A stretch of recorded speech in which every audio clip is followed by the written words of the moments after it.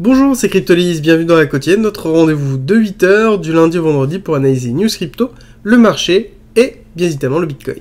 J'espère que vous en allez bien en ce 19 octobre 2022 et on commence tout de suite avec les nouvelles, notamment le directeur technique de Walmart qui nous explique que la crypto-monnaie va être d'une part importante des transactions de ses clients, donc transactions de paiement, ce qui est positif d'avoir un discours comme ça d'une énorme enseigne, surtout quand on écoute justement la BCE, comme quoi les cryptos ne peuvent pas être un moyen de paiement. Là nous avons une preuve concrète que ce n'est pas le cas et que justement on se dirige dans la bonne direction, en tout cas pour les crypto-aficionados. Ensuite, nous avons les USA qui lancent une enquête sur le dépôt de bilan de 3ici. N'oubliez pas, 3ici, c'est quoi? C'est un hedge fund crypto qui a fait un dépôt de bilan colossal avec des milliards de pertes et qui a entraîné beaucoup d'autres acteurs dans sa chute. Et justement, les créateurs, les fondateurs sont toujours recherchés. Ensuite, nous avons le bear market, oui, mais pas pour tout le monde, notamment pas pour les mineurs du BTC, parce que quand on regarde une analyse d'année en année, on remarque 41% d'augmentation, c'est l'augmentation énergétique par rapport à l'année précédente sur le minage. Donc on a progressé de 41% en termes de consommation, malgré les diminutions énergétique des nouvelles machines, on se retrouve quand même sur une continuité d'augmentation, une continuité en même temps du hachage, ce qui explique aussi qu'on a atteint un nouveau pic de difficulté au niveau du minage du BTC, et il faut se poser la question, ok, est-ce que c'est pas un risque régulatoire fort? C'est-à-dire qu'on sait que l'UE est en pénurie énergétique, on sait que l'UE souhaite bannir le minage, en tout cas essayer de bannir le minage du BTC, est-ce qu'il ne va pas avoir un véritable impact? À savoir que c'est devenu véritablement une cause politique et économique au niveau de l'Europe, donc est-ce qu'on n'aurait pas quelque chose comme ça? Alors il y a eu un texte qui est sorti, et ce qui est intéressant c'est que ça fait boule de neige parce que tout le monde dit que l'Europe veut bannir le BTC. Alors le texte en lui-même est juste une prérogative pour les États membres de l'Europe de demander aux mineurs de crypto-monnaies d'arrêter leurs activités lors de délestage. Et ce qui est normal, on n'oublie pas que le minage est une industrie, et que les industries sont les premières, notamment, ciblées lors de délestage énergétique, pour pouvoir justement préserver les populations. Et ça, c'est quelque chose qui est tout à fait normal, et quand on connaît un petit peu des mineurs, et qu'on échange un petit peu avec des mineurs, c'est tout à fait classique, et c'est normal que le minage de BTC, que de Bitcoin, soit toujours derrière la population, et ne surconsomme pas plus que la population, et c'est tout à fait logique. Et on ne peut pas confronter les deux. Si on confronte les deux, forcément, le minage perdra toujours. Ensuite, nous avons Bruno Le Maire, qui est basé sur BFM. Pour une fois, nous avons quelque chose qui est plutôt très positif, notamment sur la crypto-monnaie. Je vous cite, nous voulons faire de l'Union européenne la première zone économique mondiale en matière de structuration et d'organisation du marché cryptoactif. Et nous voulons qu'en son sein, la France soit un hub européen de l'écosystème des cryptoactifs. Fin de la citation. Donc c'est très positif. En effet, ça conforte en fait, ça nous conforte dans la schématisation où nous voyons Binance et Crypto.com qui arrivent en France. Alors il y a eu pas mal d'échanges avec notamment Bercy sur ce côté-là. Bon, ça forcément, à un moment donné, on va avoir une forme de transparence de ce côté-là, mais bon, c'est positif, à savoir qu'au niveau de l'économie, il faut voir comment ça va favoriser. Il nous a rassuré, en tout cas il a rassuré les personnes sur BFM en disant que le cadre juridique, oui, serait instancié, mais le but n'est pas d'étouffer justement l'économie des cryptoactifs, ni ce qui va se passer autour, et qu'ils sont en train de travailler sur un cadre qui serait potentiellement un peu plus souple, qui aurait pour vocation de protéger tout en permettant l'accroissement de l'industrie des cryptoactifs. Ce qui est, encore une fois, positif sur le long terme, et qui va être à surveiller, en tout cas pour la France, ce qui ne serait pas du luxe quand on regarde ce qui s'est passé notamment dans la partie Web 2, ou la partie Web tout court, où on s'est retrouvé vraiment à la ramasse. Est-ce qu'on n'aurait pas, cette fois-ci, une possibilité de faire mieux et de réparer ces erreurs? En tout cas, personnellement, je le pense. On verra bien ce qui va se passer. À savoir que on sait aussi qu'ils vont refaire une partie de la loi sur la flat tax, à voir ce qui va se passer. Normalement, on devrait avoir des infos courant de l'année prochaine. On va terminer sur les nouvelles, on va attaquer la partie technique, mais n'oubliez pas le Discord à disposition en commentaire et en description. Je l'ai créé exprès comme étant un hub d'informations qui regroupe toutes les informations sur le trading, la blockchain, la crypto-monnaie, l'investissement en général, avec une communauté de passionnés. Donc n'hésitez pas à nous rejoindre. Et pour ceux qui veulent aller plus loin, on a mis en place un premium avec plein d'avantages, comme par exemple plus de contenu, plus de 100 vidéos, 300 pages de guides et de formations. Ça continue à augmenter toutes les semaines parce qu'on produit des vidéos et des guides toutes les semaines. Des stratégies de trading, des stratégies d'investissement, justement des formations sur la blockchain, des lives hebdomadaires, des briefs quotidiens sur le marché pour vous donner toutes les informations que j'effectue tout de suite après la quotidienne. Bref, tout pour aller plus loin, et c'est en commentaire et en description, et je vous mets une petite vidéo de présentation en haut à droite. On attaque la partie technique avec notre rappel habituel de notre hypothèse héliotiste, vague 1, 2, 3 impulsif terminée en avril 2021. Nous sommes dans la correction de la 4, correction qui s'effectue en 3 temps, A, B, C, B avec extension, C avec extension. Nous sommes actuellement dans l'extension 382 de Fibonacci, dans un order block, donc on est dans une zone de consolidation très intéressante. Nous sommes aussi en dessous du 618 et au-dessus du 786, zone de rechargement très important si on souhaite faire du DCA, renforcer son DCA, ou tout simplement s'exposer au BTC.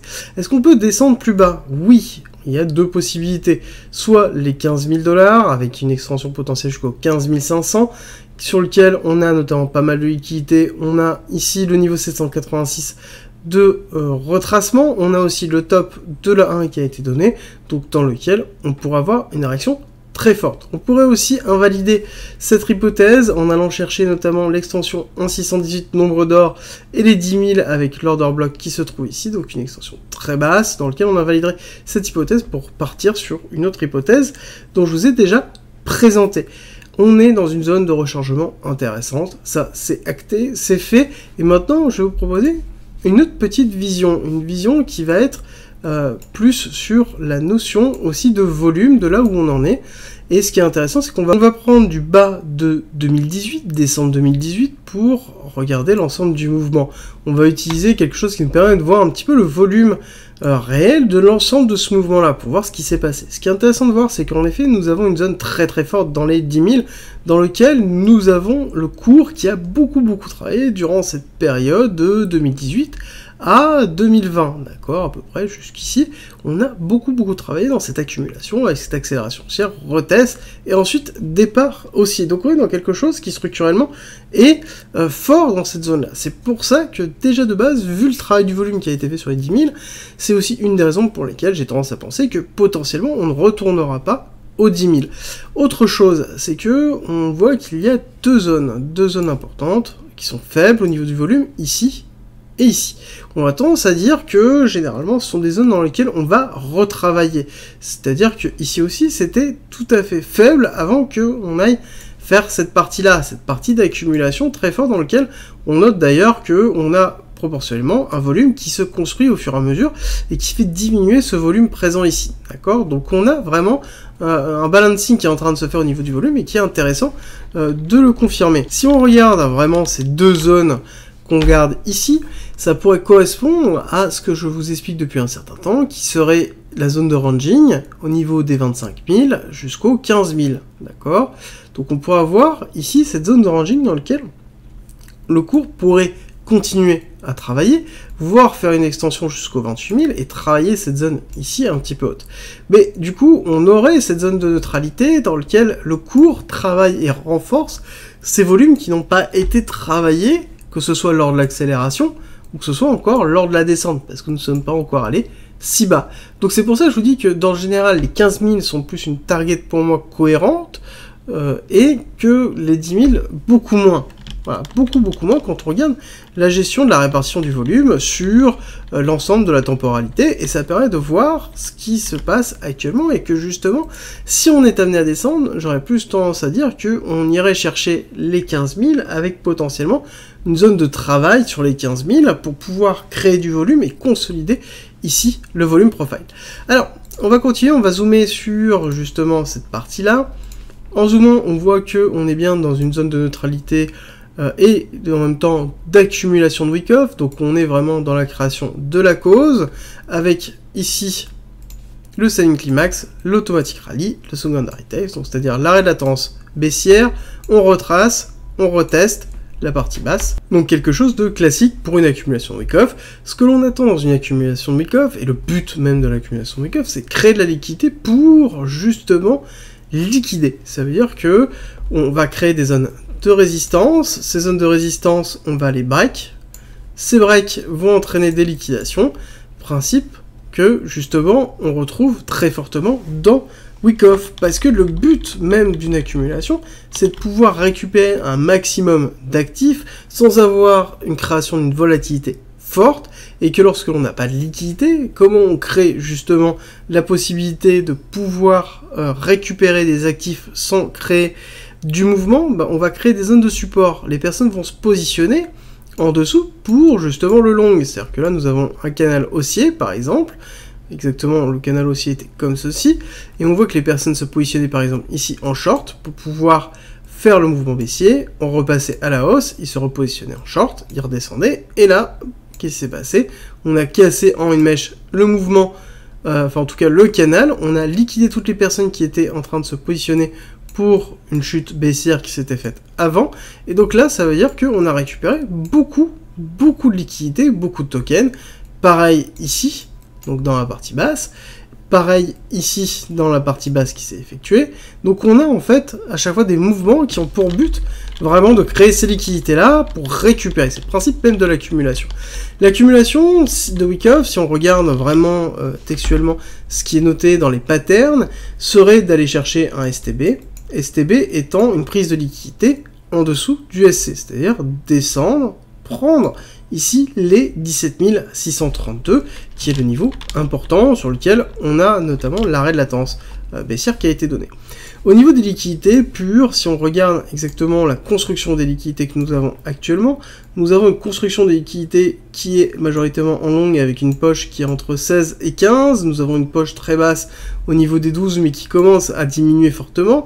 Là, on est quand même dans une poche de liquidité qui est très forte et qui est un appel fort. C'est pour ça que je vous dis que voilà, le STB, le 15 000 en tout cas, si jamais on est amené à descendre, on sera amené à descendre, je pense, aller chercher les 15 000 $ pour récupérer toute cette liquidité qui est en attente.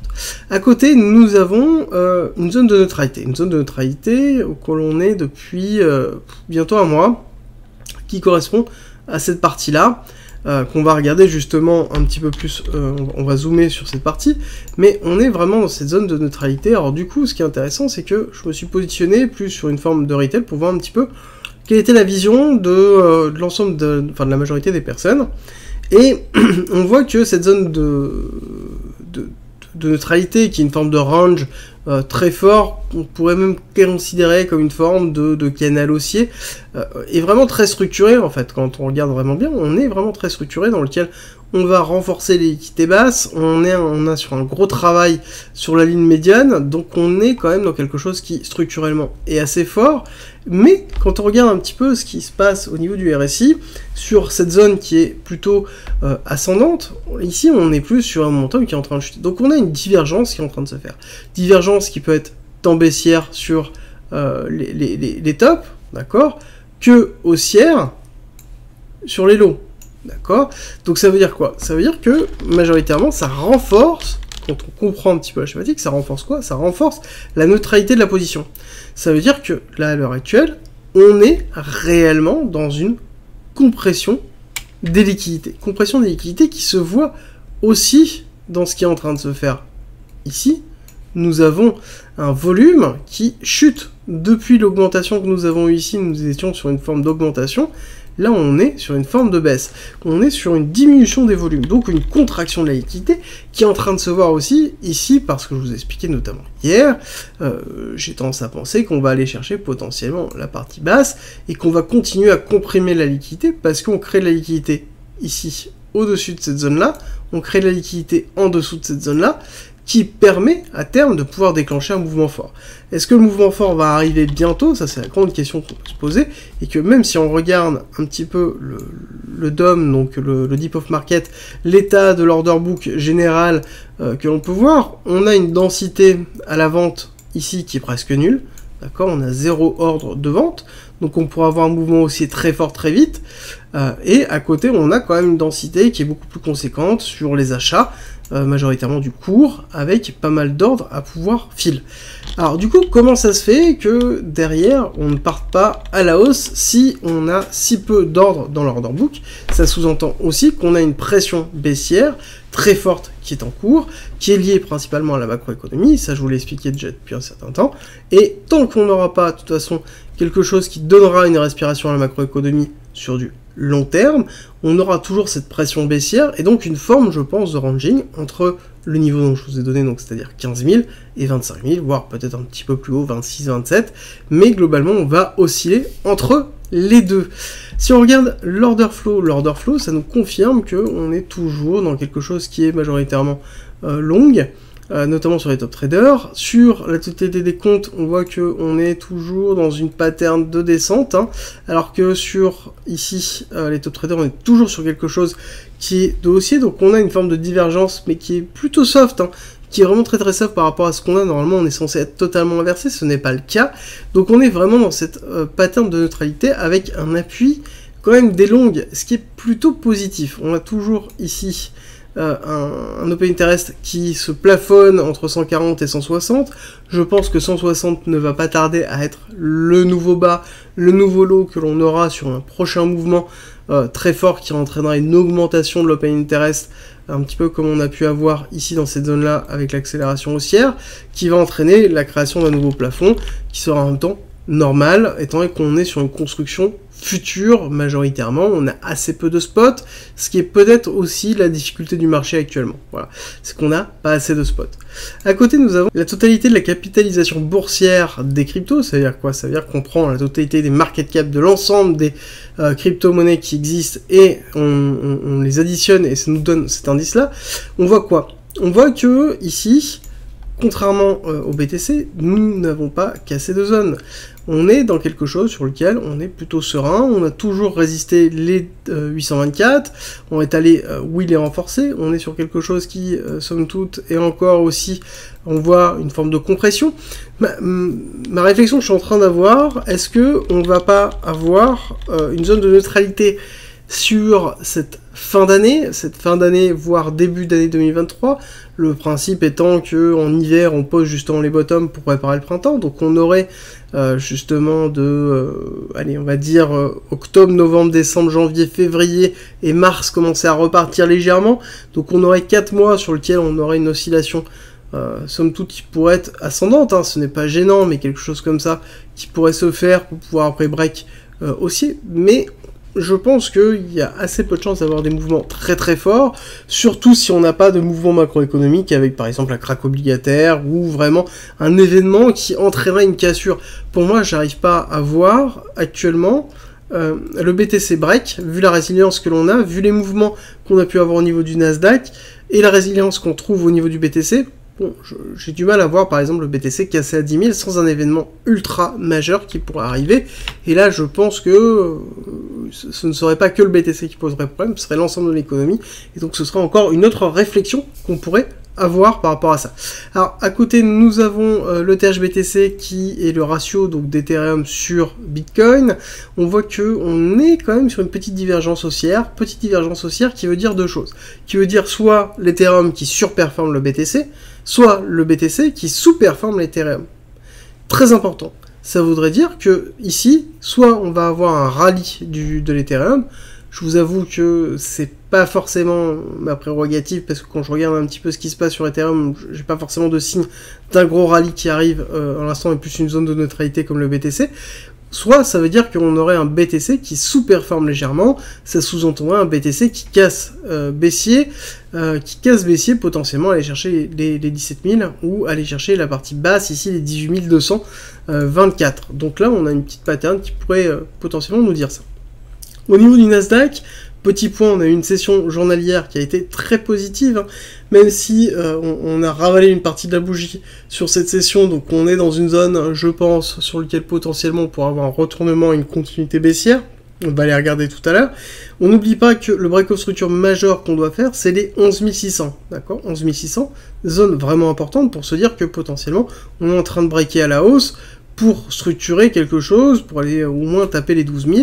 Bon, là, on n'y est pas du tout, mais c'est un petit peu l'optique que l'on a. Si par contre on a un retournement, on va les regarder tout de suite en 1 heure, si on a un retournement, potentiellement la zone de travail sera les 10 800, sur lequel on a une target sur la première impulsion baissière sur son retracement, un 618, 10 766, sur lequel on a un order block avec pas mal d'ordres qui sont en attente, notamment suite au short squeeze qu'il y a eu et au retracement du short squeeze. Donc on a une zone de travail importante à faire ici, sur lequel potentiellement on pourrait repartir à la hausse.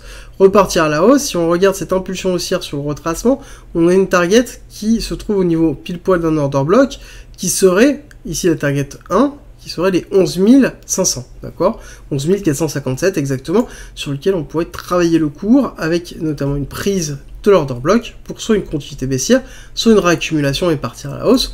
Là-dessus, on verra la cause qui sera créée sur ces zones-là, pour voir justement les clusters liquidités qu'on pourrait aller chercher à ce moment-là.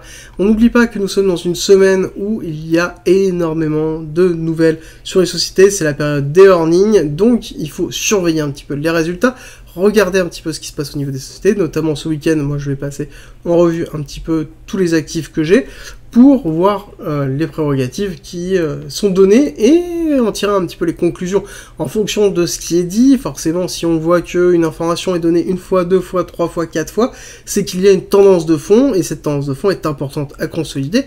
Je vous invite à faire la même chose, parce que c'est en tout cas un exercice qui est intéressant, et c'est un exercice qui est essentiel, surtout dans une période un peu chaotique comme la nôtre. Il faut savoir se préparer, et notamment être prêt à toute éventualité.